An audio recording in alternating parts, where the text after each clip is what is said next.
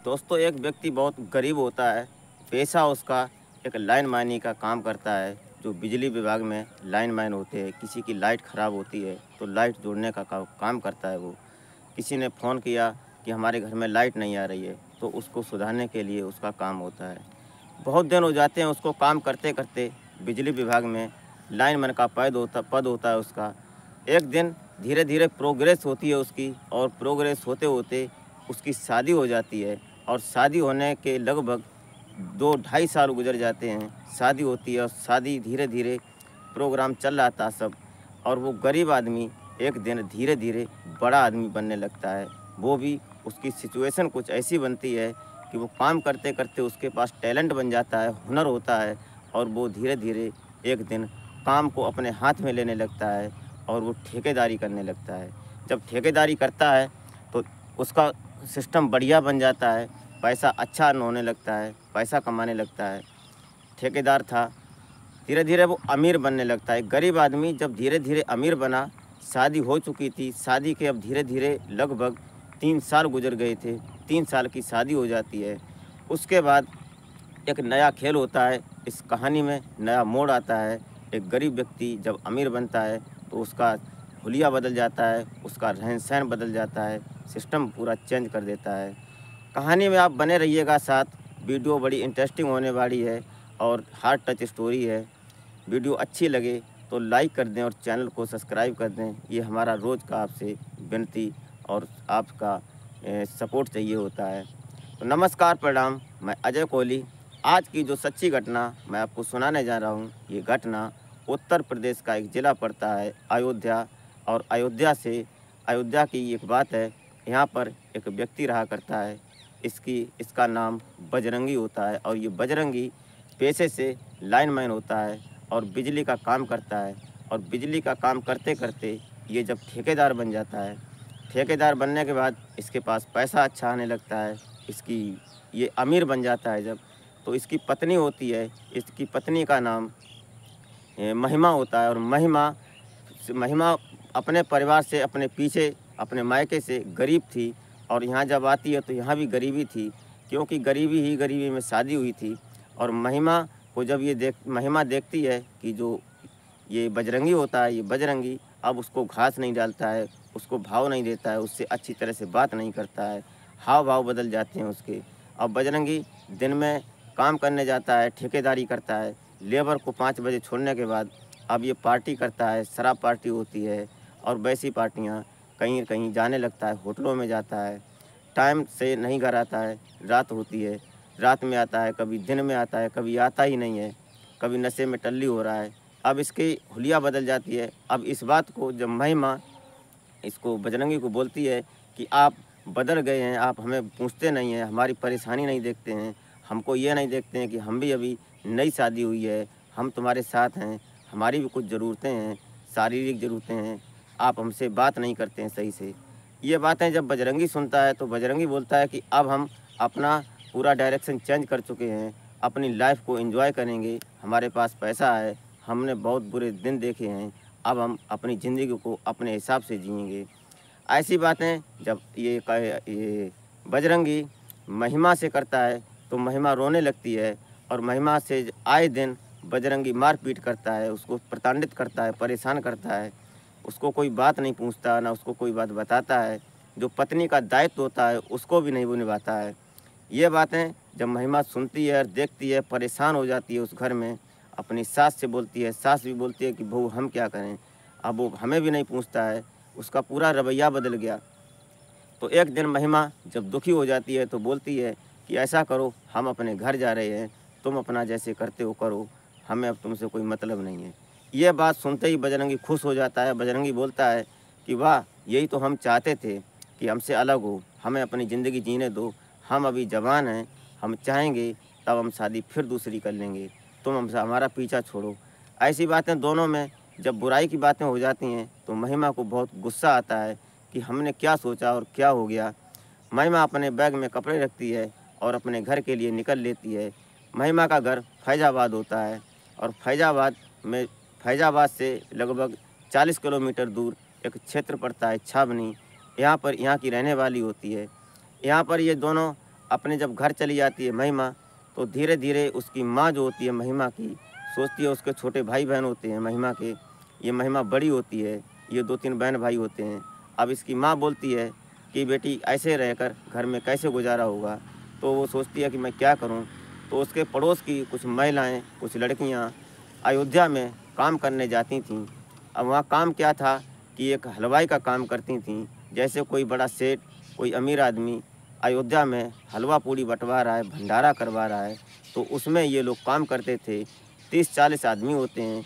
इनके ठेकेदार का नाम विनोद पांडे होता है और विनोद पांडे के साथ में रहकर सभी लोग काम करते हैं। किसी ने पैसे, जब किसी को भंडारा करवाना होता था किसी पर्व पर, या वैसे अयोध्या तो एक ऐतिहासिक नगरी है, हमारी इतिहास की धरोहर है, वहाँ पर कोई ना कोई प्रोग्राम होते ही रहते थे। तो वहाँ के जो लोग थे वो भंडारा करवाते थे। तो ये जो विनोद पांडे होते थे, ये 1000 आदमी का ऊपर 1000, 2000, 3000, 5000 आदमी का सामान बनवाते थे खाने पीने का। इससे कम का वो काम नहीं करते थे, क्योंकि उनके पास 50, 60, 40 आदमी होते थे। उनमें महिलाएं भी होती थीं, लड़कियां भी थीं, लड़के भी थे, सब तरह के आदमी थे। काम उनका होता था कि हलवा पूड़ी, खीर, सब्जी वगैरह ये सब बनाना है। जो जिस सेठ ने बोला कि हमें 5000 आदमी का या 1000 आदमी का खाना बनवा कर बँटवाना है, कितना खर्चा आएगा, तो वो पूरा मिलाकर पूरा एस्टीमेट बनाता था विनोद पांडे, और उस एस्टीमेट को उस सेठ को सौंप देता था कि इतना सामान चाहिए और इतना पैसा चाहिए, जो हमारी लेबर है, इतना खर्चा होगा। पूरा एस्टीमेट बनाकर एक पर्चे पर बिल बनाकर दे देता था और सामान का पूरा पर्चा बनाकर मालिक को देता था। इसमें सिर्फ, अब इसमें फ़ायदा उस मालिक को भी हो जाती थी, जो मालिक भोजन बँटवाना चाहता है, प्रसाद बँटवाना चाहता है, उसको भी फ़ायदा हो जाती थी। कहीं जाना नहीं, कुछ करना नहीं, सिर्फ पैसे देना होता था। और विनोद को ये फ़ायदा होती थी कि वो ठेकेदारी से अपना काम चलाता था, पैसा कमाता था, मोटा ठेकेदार था, मजबूत था, और उसके पीछे 40-50 आदमी काम करते थे, उनका भी गुजारा होता था। अब वो दिन में काम करते थे, 400-500 रुपये की झाड़ी मिलती थी उनको। साथ में अपने घर आते थे तो खाने का सामान लाते थे, खीर, पूड़ी, सब्जी वगैरह हुआ, ये सब अपने परिवार के लिए भी लाते थे। तो जब ये महिमा उन महिलाओं से बात करती है कि दीदी आप कहाँ काम करती हो, क्या करती हो? तो उन्होंने बताया, एक महिला ने, कि ऐसे करके हम अयोध्या में काम करते हैं विनोद ठेकेदार के यहाँ, अगर तुम बताओ तो तुम हमारे साथ भी चल सकती हो। तो महिमा बोलती है कि इसमें तो हमारी बहुत बड़ी मदद हो जाएगी और हमारा जीवन सही हो जाएगा, हमारा भी पेट पलने लगेगा, हमें भी अपने साथ आप लगा लो तो बहुत आपकी कृपा होगी। तो जो उस महिला ने उसको बताया, उस महिला के साथ में अगले ही दिन महिमा काम करने चली जाती है। तो वहाँ जब देखती है कि खाना बन रहा है, खाना बनाने के बाद दिन में जहाँ खाना देना होता था वहीं पर स्टॉल लगवा देते हैं। स्टॉल लगवाने के बाद जो यात्रीगण आते हैं और जो भिखारी गरीब जो होते हैं, जो वहाँ पर जो निकलने वाले होते हैं, सब भोजन करते हैं। उसके बाद शाम शाम तक लगभग 4-5 बजे के टाइम तक खाना सबका बँट जाता था। बँटने के बाद वो लोग अपने लिए खाना पैक कर लेते थे और पैकेज करने के बाद अपने घर लाते थे। शाम को उनको पैसे मिल जाते थे। बड़ा खुश था सिस्टम। ऐसे करके महिमा चलने लगी और महिमा 3 साल की शादी को छोड़कर अपने यहाँ मायके में आकर आज खाना बनवाने की जगह पर भंडारे में काम करने लगी, और भंडारे में काम करने के साथ साथ अपना भी पेट पालती थी, अपने भाइयों का और बहनों का, माँ के लिए भी खाना लाती थी। धीरे धीरे चलते चलते एक दिन एक व्यक्ति आता है और विनोद पांडे जी से बोलता है कि हमें साहब लगभग 500 आदमी का खाना बनवाना है, क्या सिस्टम रहेगा? तो विनोद पांडे साफ इनकार कर देते हैं कि हम कम से कम 1000 से ऊपर के लोगों का ऑर्डर लेते हैं, उससे कम का हम नहीं लेते हैं, क्योंकि हमारे पास 40-50 आदमी हैं, हम किसको छोड़ेंगे और किसको रखेंगे, ये हमारे लिए एक परेशानी का सबक बन जाती है। इसलिए हम बड़ा भंडारा करते हैं, 1000 से 5-10,000 आदमी का भंडारा करते हैं। इस बात को सुनकर वो व्यक्ति थोड़ा मनहीन होता है, वो वहाँ से निकलने लगता है। अब ये चला जाता है। यहाँ पर जो ये महिमा होती है, इसके दिमाग में एक बात आ जाती है कि क्यों हो ना हो, ये बड़े लोगों का काम करते हैं तो हम छोटे लोगों का काम करने लगें। इससे छोटे लोग भी अपनी मनोकामना पूरी कर पाएंगे। इससे जो जो लोग छोटा भंडारा करवाना चाहते हैं उनकी हम काम करेंगे, तो उससे हमारा भी अर्निंग होगा और उसकी भी इच्छा पूरी हो जाएगी। इन्होंने प्लान बनाया और विनोद पांडे से ये महिमा अलग हट जाती है। इसने अपना एक कमरा लिया बड़ा, ये छावनी में, और वहाँ पर बड़ा कमरा लेने के बाद थोड़ा वहीं पर एक रसोई होती है, भगोने बर्तन वगैरह, गैस चूल्हा ये सब होता है। अब ये यहाँ पर खाना बनाने का अपना सिस्टम करने लगी। धीरे धीरे इसने छोटे जो दानकर्ता थे उनसे ऑर्डर लेना शुरू कर दिया। एक दिन इनका पति बजरंगी, फरवरी का महीना होता है, और सोचता है कि आज अयोध्या घूम कर आते हैं, 2 एक दिन रुकेंगे, वहाँ टूर करेंगे, घूमेंगे, अयोध्या नगरी देखेंगे। ऐसा सोचकर जब ये जाता है तो इसने एक जगह खड़ा भंडारा खा रहा था, तो वहाँ पर जो लड़का भंडारा परोस रहा था तो उससे बोलता है कि भाई, हम भी अगर भंडारा करवाना चाहें तो कैसे करवाएंगे, इसमें क्या सिस्टम होता है, कौन करवाता है ये। तो उसने कहा कि चलो हम अपने ठेकेदार से मिलवाते हैं। तो वो विनोद पांडे जी से मिलवाता है बजरंगी को। तो उन्होंने साफ इनकार कर दिया कि हम 100-200 आदमी का भोजन नहीं बनवाते हैं, हम बड़े लोगों का काम करते हैं, 1000 से ऊपर का हो। वही बात थी। तो वो थोड़ा उदास हुआ, वहाँ से निकल लेता है। निकलता है तो उसी लड़का ने बोलता है कि आप रुको, मैं अपनी एक दीदी हैं उनसे बात करता हूँ। तो जब वो लड़का इस महिमा से फ़ोन करता है, दीदी बोलता था उसको, तो जब उससे बात करता है तो बोलता है कि आ जाओ, अभी अभी ये हमारे सामने खड़े हैं और ये भंडारा करवाना चाहते हैं। तो महिमा बोलती है कि रुको, लगभग आधा घंटा लगेगा, हम तुम्हारे पास पहुँचते हैं। तो महिमा अपने कमरे से निकलती है अपने घर से और रोड पर पहुँचती है, टेम्पो में बैठती है और सीधा उसके लड़के के पास पहुँचती है। क्योंकि अयोध्या नगरी उसकी घूमी हुई थी, वहाँ जगह जगह उसने भंडारे करवाए थे, किए थे काम, उसको गली गली मालूम होता था। तो महिमा उस लड़के के पास पहुँचती है, और जब वहाँ पहुँचती है तो सामने देखती है कि उसका पति खड़ा था, जिसका नाम बजरंगी होता है। ये देखकर उसके हाव भाव बदल जाते हैं। ना बजरंगी महिमा से कुछ बोलता है और ना महिमा बजरंगी से कुछ बोलती है। एक दूसरे को देखते हैं और देखने के बाद सन्न हो जाते हैं, देखते ही रह जाते हैं। ये बात जब वो लड़का देखता है तो बोलता है कि दीदी, इनसे बात करो, आप खामोश क्यों हैं। तो वो महिमा होती है, महिमा उस लड़के से बोलती है कि तुमको नहीं मालूम हमारे साथ क्या हुआ, क्या गुजर रहा है। अब ये दोनों अपनी बात करते हैं, और बात करते करते ये जो बजरंगी होता है कि हम जानते थे कि तुम मुझे एक दिन मिलोगी। तो महिमा बोलती है कि मैं मिलूँगी ये तुमने विचार किया था, लेकिन क्या तुम मेरा घर नहीं जानते थे, या हमें नहीं जानते थे कि मैं कोई मेले में खो थोड़ी नहीं गई थी, न कोई मैं छोटी सी बच्ची थी जिसे तुम ढूंढने की कोशिश कर रहे थे इस अयोध्या नगरी में। हम तो अपने घर थे, अगर तुम चाहते तो तुमने हमें अपने घर से निकाल दिया था, क्या मैं तुम्हें भी अपने घर से निकाल देती? ऐसा थोड़ी नहीं मेरा विचार था, लेकिन तुमने कोशिश नहीं की हमें बुलाने की, ना मेरे घर आने की। दोनों की वार्ता होने के बाद अब इन्होंने अपने काम की बात की। तो महिमा बोलती है कि अपने जो काम करने आए हैं उस पर फोकस करते हैं। तो उनकी बात होती है, तो ये जो बजरंगी होता है ये बोलता है कि हमें 200-300 आदमी का खाना बनवाना है। तो महिमा बोलती है कि क्यों नहीं, ज़रूर बनवाओ। तो उसने बोला कि अगर तुम मेरे साथ हो तो 500 आदमी का खाना बनाओ, और उसका पूरा खर्चा जो होता है वो हमें पूरा एस्टीमेट करके पूरा बताओ पैकेज कितना होता है। तो बोलती है कि अब चलो हमारे साथ हमारे कमरे पर, वहाँ देखो हमारी रसोई और पूरा सिस्टम देखो, उसके बाद में बात करते हैं। अब ये लोग तीनों टेम्पो में बैठते हैं, महिमा और महिमा का पति बजरंगी और वो लड़का, तीनों लोग बैठकर उसके कमरे पर जाते हैं। तो उसके साथ में महिमा के 2-4 महिलाएं होती थीं जो काम करती थीं, जो लाचार थीं, मजबूर थीं, जो मजदूरी की ला रखती थीं, चाह रखती थीं, उन महिलाओं को वो काम देती थी। बस वहाँ कमरे पर पहुंचकर बजरंगी देखता है कि हाँ, यहाँ पर किचन है। तो उसने पूरा पैकेज बनवाया, पूरा सामान का एस्टीमेट बनता है, ये लगभग 10-15 हज़ार रुपये का सामान होता है। तो बजरंगी बोलता है कि हम नहीं जाएंगे, तुम चलो मेरे साथ, हम कहाँ ढूंढेंगे, हमें दुकान भी नहीं मालूम। तो महिमा बोलती है कि अगर हम जाएंगे तुम्हारे साथ तो वो तुम्हारे ऊपर 10% का कमीशन लगा देगा, उसमें हमारा फ़ायदा होगा, तुम्हारा 1000-2000 का नुकसान हो जाएगा, इसलिए आप मुझे मत ले जाओ, हम तुम्हें दुकान बता देते हैं, वहाँ से ले लेना। तो बजरंगी बोलता है कि इतना भी मेरा हक नहीं है कि हम तुम्हें इतना पैसा दे सकें, ये इतनी नाराज़ क्यों हो तुम। तो उसने कहा कि चलो भाई चलते हैं। जो उसको कमीशन मिलता है उसने बोल दिया कि हमारा कमीशन नहीं चाहिए, जितना बनता है उतना बताओ। तब भी जो दुकानदार होता है वो कमीशन ले लेते हैं, और कमीशन लेने के बाद जो व्यक्ति ले जाता है ठेकेदार, उसको वो कमीशन देते थे।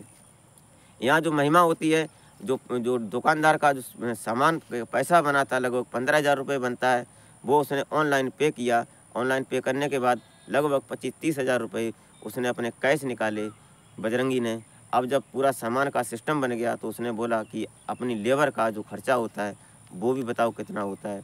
तो महिमा बोलती है कि अब मेरा इतना हक भी नहीं है कि हम तुम्हारे साथ रहकर इतना भी काम कर सकें। पहली बार ज़िंदगी में तुम एक अच्छा काम करने जा रहे हो, उसमें भी हमारा हक छीन रहे हो, ऐसा कैसे रहेगा। तो बजरंगी बड़ा दुखी होता है, उसकी आंखों में आंसू झलक आते हैं कि हमने इसको ठुकराया था, लेकिन ये हमारे साथ आज भी पत्नी जैसा व्यवहार कर रही है, अब भी इसके विचार पत्नी जैसे हैं। तो दोनों मिलकर भंडारे की सिस्टम को बनाते हैं। उन्हें टाइम दे दिया महिमा ने कि आप जहाँ जाते हो अपना जाओ, जहाँ आप रह रहे हैं। उसके बाद में कल सुबह 10 बजे आ जाना और आप बताएंगे, वहाँ पर टोल लगवा दी जाएगी और वहाँ स्टॉल पर जो यात्रीगण हैं, जो श्रद्धालु हैं, जो गरीब लोग हैं, उनको भोजन करवाने की व्यवस्था पूरी हम देखेंगे, क्योंकि उनके साथ महिलाएं भी थीं, 1-2 लड़के भी थे, कुछ बूढ़े बुजुर्ग भी थे जो काम करते थे। ये सब सिस्टम तैयार हो गया और तैयार होने के बाद दूसरे दिन बजरंगी आता है। खाना तैयार था, खाना भोजन बँटवाने के बाद अब वहाँ पर ये जो बजरंगी था, इसने बहुत बड़ा पछतावा किया, अपनी गलती को महसूस किया और महिमा के सामने रोया भी, गिड़गिड़ाया भी कि हमने बहुत बड़ी गलती की, हो सके मुझे माफ़ कर दो, अब तुम मेरे साथ चलो, मेरे घर चलो, हम तुम्हारे बिन अधूरे हैं।